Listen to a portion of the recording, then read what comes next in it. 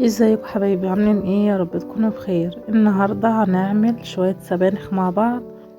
طبعا السبانخ عارفين ان هي بتتاكل في الشتاء، بيبقى كلها حديد، وكمان بتبقى سخنه كده زي ما انتم شايفين، مع شويه رز بشعريه.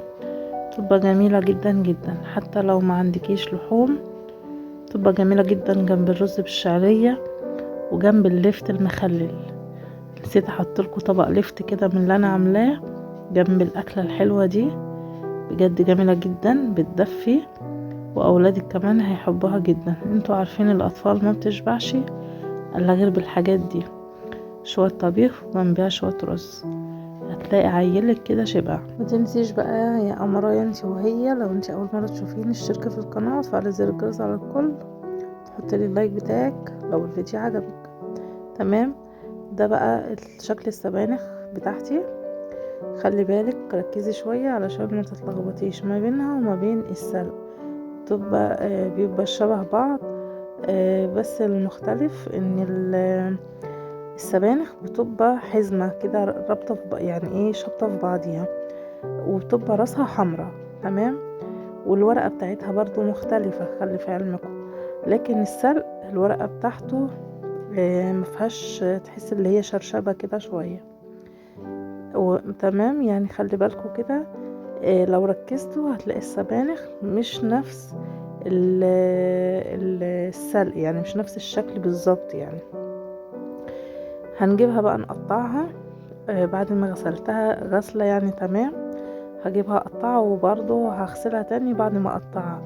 الخضار بيبقى فيه أتربة، والأتربة ممكن تكون لازقة في الخضار، فلازم تغسلها كويس جدا عشان منع لأي أتربة تكون يعني.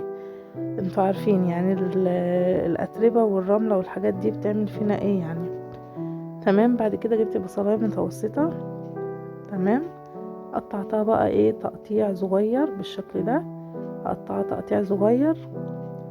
هروح بقى اجيب معلقة سمنة، واروح حاطة البصل ده في الحلة على معلقة السمنة وشوية زيت كده. وهننزل بقى بالبصلة بتاعتنا اللي احنا مقطعينها تقطيع صغير، ما تقطعوش تقطيع كبير. هنقلبها بقى تقلبتين كده، لما تدبل هنحط فصين توم مدوقين مع قرن فلفل. القرن الفلفل ده يا جماعة مع دق التوم بيدي طعم للطبيخ او للمحشي تحفة تحفة تحفة. بجد سمعتها من ست كبيرة في السن. دق التوم مع قرن فلفل بيديكي طعم هايل بجد. بعد كده بقى ضربنا الطماطم بتاعتنا في الخلاط، واروح حطاها على البصل والثوم اللي احنا شوحناهم مع بعض كده. بعد كده هحط رشة من السكر علشان الحموضة. طبعا دي اختياري، بس علشان تريحك كده وانتي بتاكلي الطبيخ ما بتحسيش بحموضة كده. بعد ما الصلصة بقى سبتها واتسبكت، هحط السبانخ بتاعتي.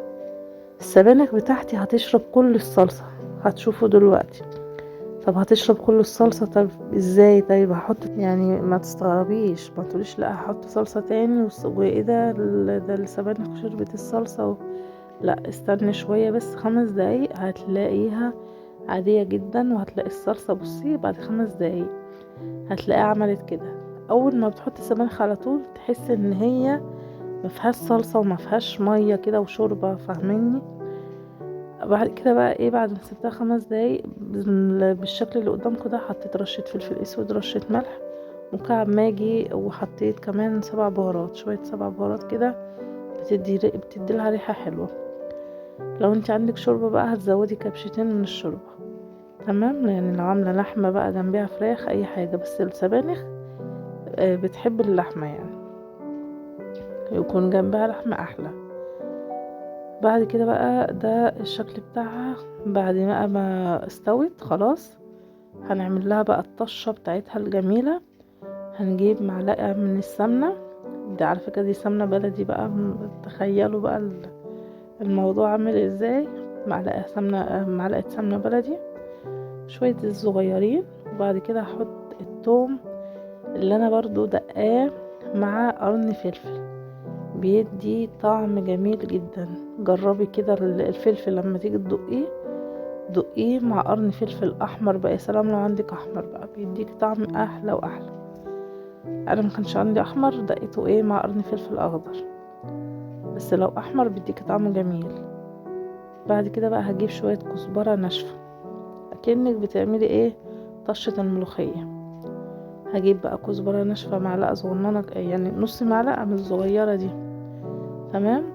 هنقلبهم في بعض بقى. بعد ما الثوم يحمر هنطش على على السبانخ بتاعتنا، بجد تحفة والله، كانت جميلة جدا مع شوية رز بقى سخنين كده بالشعرية. يا سلام بقى. في ناس بتحب طبعا تاكلها بالعيش، بس يعني انا عن نفسي بحب اكلها بالرز. والله يا بنات انا اكترية الاكل ما كنتش باكله، اللي هو اكترية الطبيخ، قلقاس وسبانخ وبيزة، حاجات كتير ما كنتش باكلها.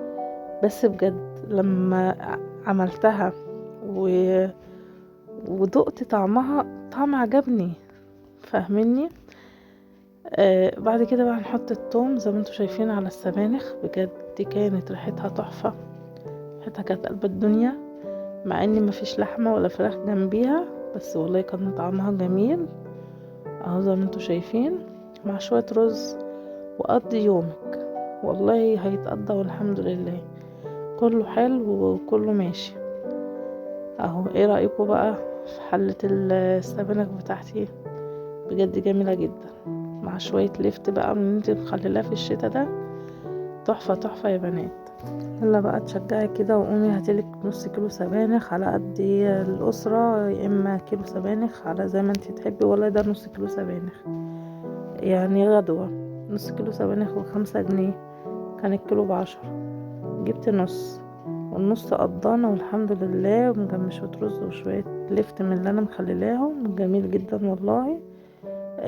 تشجعي كده وقومي اعملي وصفات تكون برضو في نفس الوقت معقولة، يعني يوم كده يوم كده، مشي حالك الدنيا تمشي.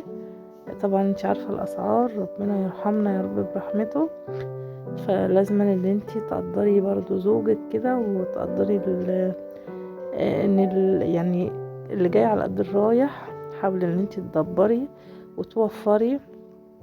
هو مفيش حاجة صراحة بتتشال دلوقتي خالص، بس على قد ما نقدر ان احنا نمشي حياتنا عشان تبقى حياة كده كريمة لينا ولأولادنا، يعني ما نبذرش في الهيفا. تمام. ان شاء الله الدنيا تمشي يا رب، ويكون الدنيا يا رب للأحسن يا رب العالمين.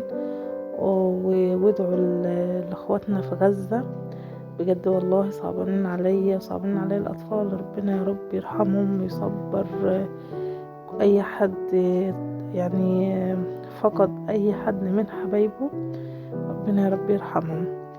ما تنسوش بقى يا بنات تكتبوا لي في الكومنتات كده ايه رأيكم في السبانخ الجميلة دي، وتحطوا لي لايك وتشتركوا في القناة. لو انت أول مرة تشوفوني ما تنسوش تشتركوا في القناة عشان تبقوا من ضمن عيلة وصفة كل يوم مع منى.